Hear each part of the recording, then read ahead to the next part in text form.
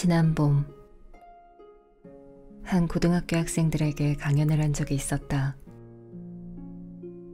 내가 윤동주 시인과 한 반에서 공부하며 윤영을 병아리 시인이라고 했는데 그가 훌륭한 업적을 남겼다면서 여러분도 이 다음에 어떤 인물이 되겠다는 꿈을 가지고 자라야 한다고 했다.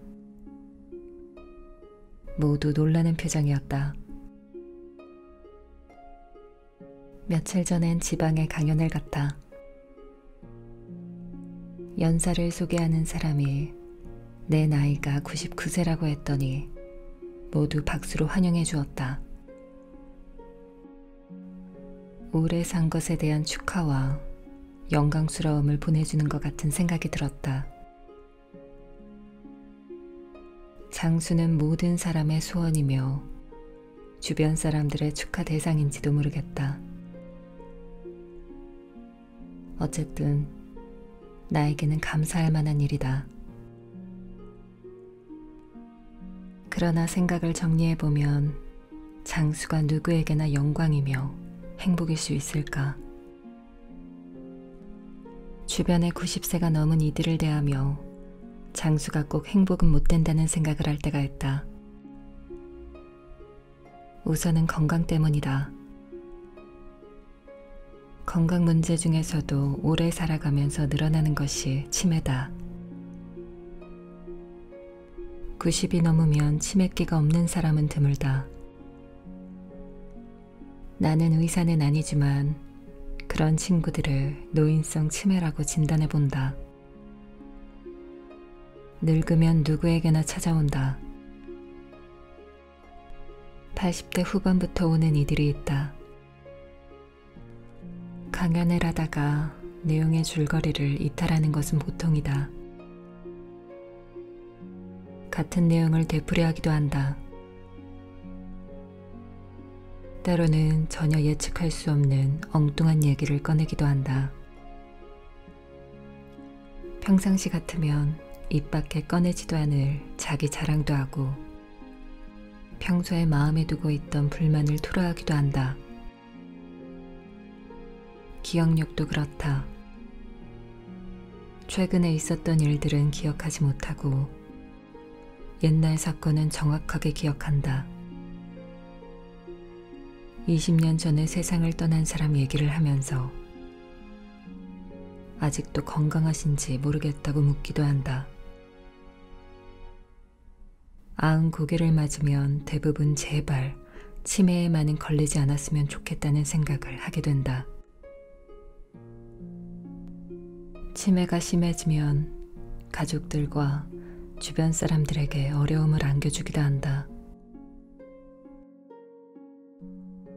내가 잘 아는 선배인 교회 장로가 있었다. 90세를 한두해 넘기고 세상을 떠났다.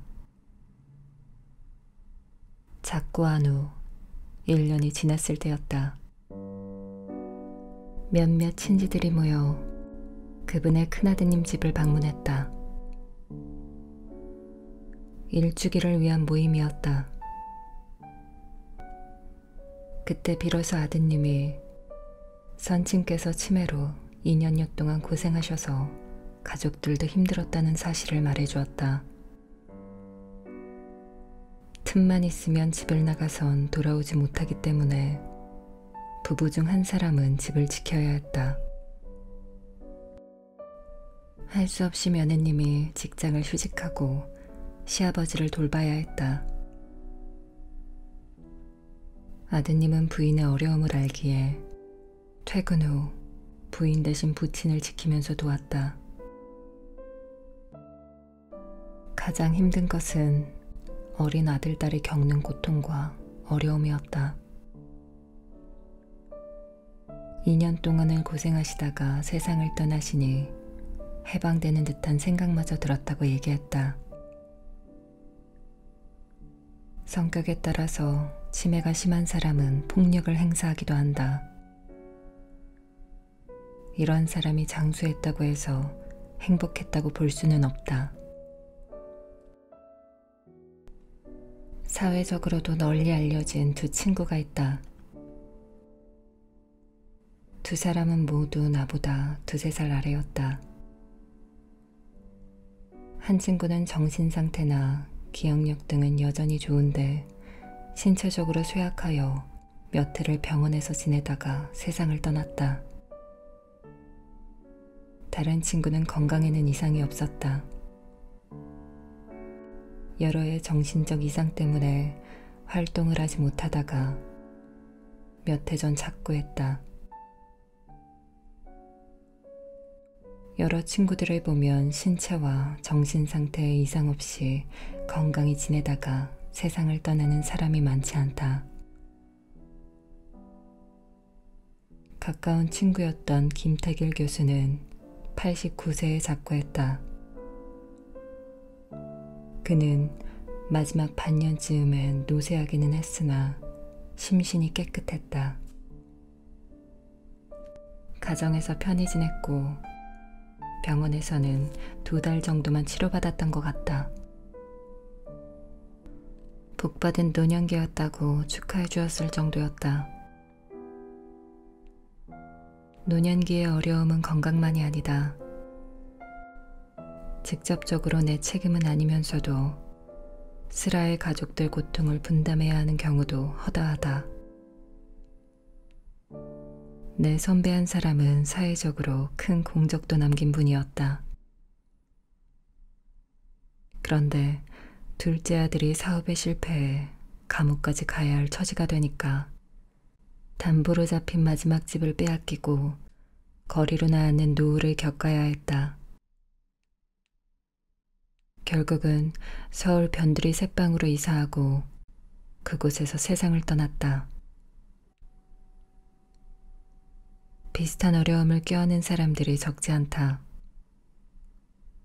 그보다 더 힘든 일도 있다.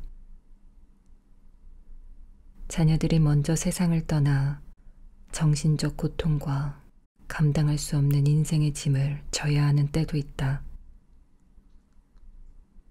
그런 어려움을 경험한 이들은 모두 같은 말을 한다.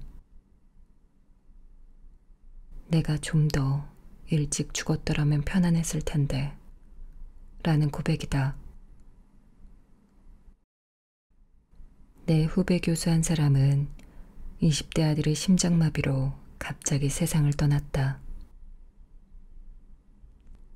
아버지 되는 친구는 그 어려움을 이겨낼 수 있었는데 늙은 부친이 그 충격을 이기지 못해 세상을 떠나기도 했다. 내 모친은 장수하셨다. 고향 친구들이 찾아와 120세까지 사셔야겠습니다 하고 인사를 하면 싫다. 지금까지 살아오느라 고생했는데 그 고생을 20년이나 더 하라고. 나만 고생하면 모르겠는데 아들과 손자들을 위해서라도 갈 때는 가야지 라고 하셨다. 그 말씀이 진실인지 아닌지는 모르겠다. 그러나 이치에 맞는 말씀에는 틀림이 없다. 예로부터 고해와 같은 인생이라는 말이 있다. 그렇다고 행복한 장수의 꿈을 단념하거나 포기하라고 권할 수는 없다.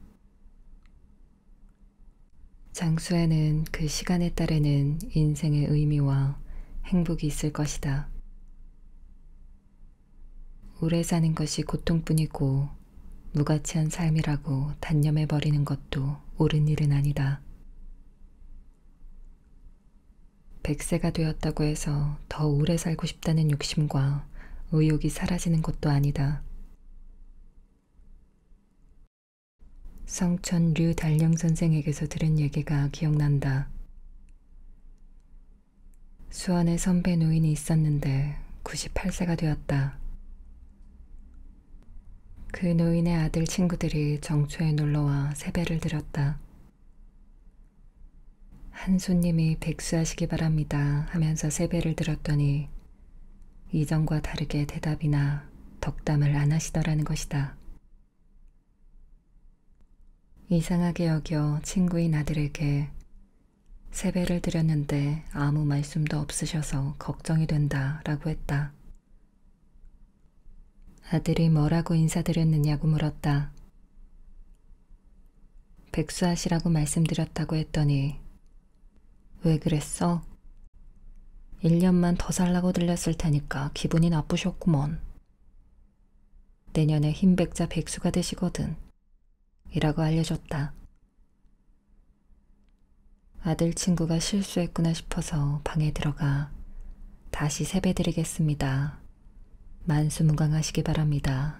라고 하면서 한참 엎드렸다가 고개를 들었다.